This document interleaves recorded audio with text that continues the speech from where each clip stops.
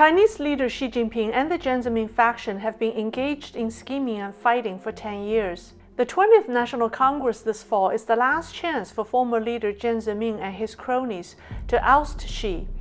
The faction is taking advantage of its connections in the West and has joined hands with forces outside China in an anti-Xi campaign.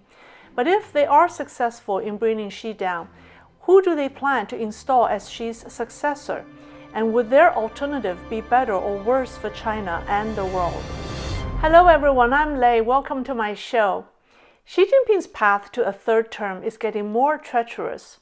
The Jiang faction has effectively taken advantage of the disdain the free world has toward the communist regime and turned it against Xi. Knowing that people don't trust the state-run Chinese media, the faction has relied on Western resources to maximize the impact of its anti-Xi campaign. From spreading rumors about Xi's health, to instigating conflicts between Xi and Chinese Premier Li Keqiang, to leaking sensitive information, Western media and institutions have voluntarily or involuntarily played a role in the CCP's factional war. In the month of May, two British media outlets, the Daily Mail and The Sun, reported rumors that Xi has brain aneurysm. The Wall Street Journal had two articles on the discord between Xi and his premier, and the Financial Times and Bloomberg also reported that Xi and Li were at odds with each other. On May 15th, the audio from a joint session by the Guangdong provincial government and Guangdong Military Theater was leaked to the West. On May 24th, a batch of Xinjiang police documents detailing the persecution of Uyghurs in Xinjiang concentration camps was released. An unidentified hacker claimed to have downloaded the materials from a Xinjiang police server. The documents point to Xi Jinping, who allegedly ordered the building of more concentration camps. All of these latest developments are detrimental to Xi's authority, but they are not as deadly as another covert tactic. This tactic involves the narrative that attributes all the problems and the resentment caused by the communist regime to Xi Jinping, and argues that Xi is the worst CCP leader ever and therefore should be replaced. On January 19th, a 40,000-word article titled "Objective Evaluation of Xi Jinping" was published on Liuyuan, which is a Canadian website partially funded by the Chinese regime. In March, a similar article appeared on the internet. The two articles, clearly the work of the Jiang faction, argue that Xi Jinping is a loser when compared to all the CCP leaders before him: Mao Zedong, Deng Xiaoping, Jiang Zemin, and Hu Jintao. The authors believe those leaders were charismatic and loved by the people. This view basically nullifies the atrocities the CCP has committed under Mao, Deng, Jiang, and Hu. We know that Mao, Deng, and Jiang all got blood on their hands by persecuting the Chinese people, while Hu Jintao is responsible for the bloody crackdown on the Tibetans in 1989. They are no different than Xi Jinping. It's 6 of one and half a dozen of another, as the saying goes. To glorify Xi's predecessors is to erase the pain and suffering the CCP has brought to the Chinese people for the last 70 years. The underlying message of the narrative is that the Chinese communist regime is not bad as long as we have a better leader. This is a false statement because all CCP leaders have been ruthless dictators. Although the Jiang faction's anti-Xi but not against the regime narrative is deceptive, it has been widely echoed in the West. On May 24th, George Soros blasted Xi Jinping at a Davos dinner and called him the biggest threat to open societies. This is the 5th time Soros has attacked Xi since August last year. Soros is against Xi Jinping but not the communist regime. People who share his view want to coexist with the CCP, competing with it and making some money along the way. Even U.S. Secretary of State Tony Blinken echoed this view in his speech on May 26 at George Washington University. Now, Beijing believes that its model is the better one, that a party-led, centralized system is more efficient, less messy, ultimately superior to democracy. We do not seek to transform China's political system. Under President Xi, the ruling Chinese Communist Party has become more repressive at home and more aggressive abroad. Mr. Blinken should know that the Chinese Communist Party didn't become more repressive under Xi. It has always been repressive right from the very beginning. It didn't seem repressive to Americans because we didn't feel the pain back then, but the Chinese people felt the pain. As the two economies got more intertwined, everyone feels the pain now.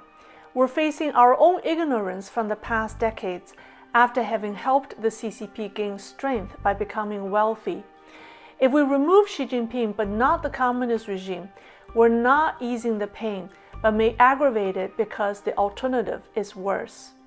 Let's ask the big what-if question.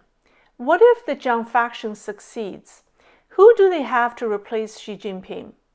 The Jiang faction's January 19th article has given some hints.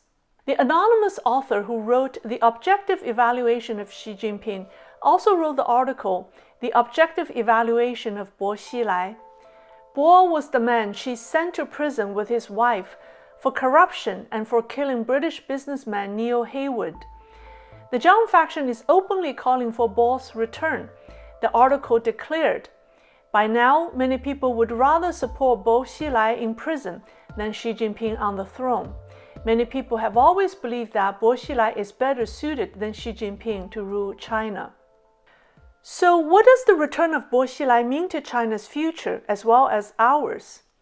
Well, if Xi Jinping is called an ambitious man, Bo Xilai's ambition is much bigger, and he wants everyone to know it. Bo has always hungered for power.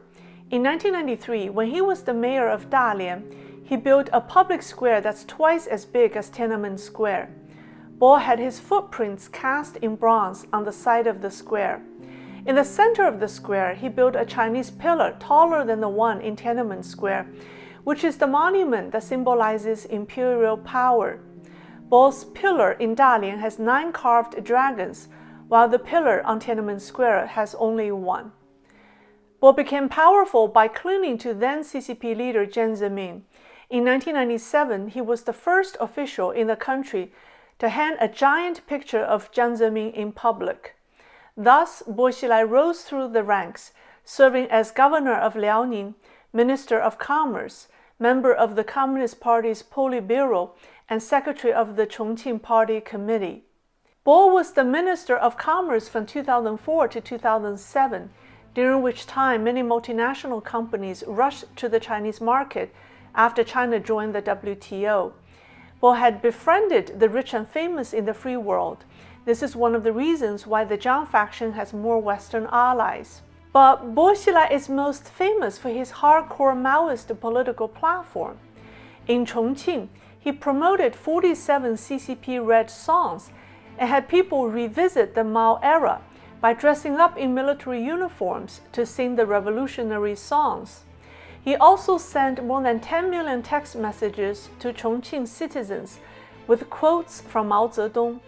Economically, Bo knocked down hundreds of private businesses and seized hundreds of millions of yuan worth of private assets.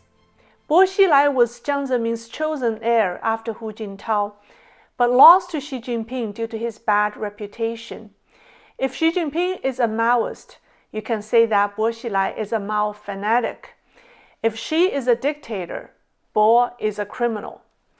International media has widely reported Bo's involvement in a number of crimes. The disappearance of one of his mistresses, who was a TV anchor from Dalian. The downing of an airplane that flew the wife of one of his political enemies. The murdering of prisoners of conscience for a lucrative organ harvesting business. The cover-up of his wife's killing of British businessman Neil Heywood, and the random killing of some other Chinese citizens.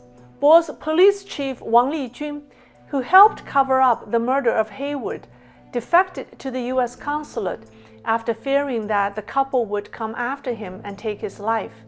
It is Wang who exposed Bo Xilai and the Jiang Zemin faction's coup attempt against Xi to the Americans.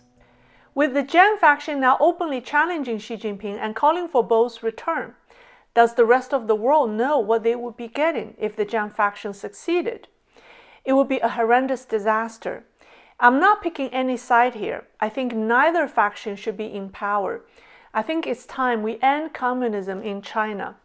But if the West unknowingly gets involved in the CCP's dirty business of factional war and helps a criminal gain power and rule China, I'm afraid the consequences will be too grave.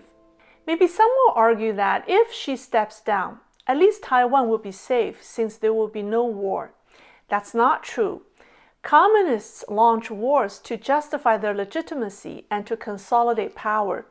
If the Jiang faction rises to power, it will want to attack Taiwan just the same, and I urge people in the free world not to be fooled. I've decided to do a live streaming once a month, so the next live session will be Saturday, June 25th at 10 a.m. in the morning Eastern Standard Time, so people in Europe can join. That's all for today. Thank you for watching, and I'll see you next time.